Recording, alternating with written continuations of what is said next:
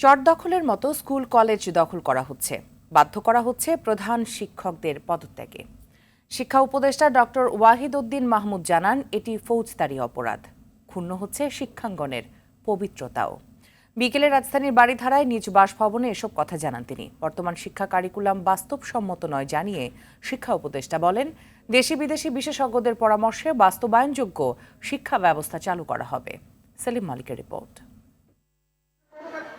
ছাত্র জনতার আন্দোলনে শেখ হাসিনা সরকারের পতনের পর কর্তৃত্ব বদলে যাচ্ছে শিক্ষা প্রতিষ্ঠানে। আওয়ামী রাজনীতির প্রভাব খাটিয়ে সুবিধা নেওয়ার পাশাপাশি ব্যাপক দুর্নীতির সঙ্গে জড়িত শিক্ষকদের অনেক ক্ষেত্রে পদত্যাগে বাধ্য করা হচ্ছে। দায়িত্ব নিয়ে শিক্ষা উপদেষ্টা জানালেন, এতে শিক্ষাঙ্গনের মান ক্ষুণ্ণ হচ্ছে। এক ধরনের চর দখলের মতো দখলদারিত্ব প্রতিষ্ঠার একটা অরাজক বলবো বা একটা বিশৃঙ্খল পরিস্থিতি তৈরি হচ্ছে। এটা শুধু যে শিক্ষাঙ্গনের পবিত্রতা ও ছাত্র শিক্ষক সম্পর্কের জন্য ক্ষতিকর, শুধু তাই না তো, কোনো কোনো ক্ষেত্রে এটা ফৌজদারি অপরাধ। তিনি জানান, বর্তমান শিক্ষা কারিকুলাম এদেশের শিক্ষার্থীদের জন্য উপযোগী নয়, বড় ধরনের সংস্কার জরুরি। বিদেশের কোনো কোনো দেশের কারিকুলাম এনে এখানে বসিয়ে দেওয়া হয়েছে, এটা এখানকার জন্য বাস্তবায়নযোগ্য কিনা, শিক্ষকদের প্রস্তুতি কতটুকু, এগুলো তো দেখা হয়নি।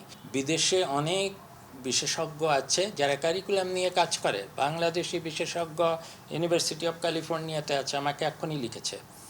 এবং এই ধরনের এবং দেশের ভিতরের বিশেষজ্ঞ, এগুলোকে নিয়ে আমাদের দেশের উপযোগী একটা বিশ্ববিদ্যালয় নিয়োগে মেধার মূল্যায়ন হয়নি জানিয়ে শিক্ষা উপদেষ্টা বলেন, এবার যোগ্যদের খুঁজে নিয়োগ দেওয়া প্রয়োজন। এতটাই দলীয়করণ হয়েছে যে শূন্য পদগুলো পূরণের জন্য গ্রহণযোগ্যতা অবশ্যই হতে হবে, প্রশাসনিক দক্ষতা থাকতে হবে, বৈশ্বিক দৃষ্টিকোণ থাকতে হবে।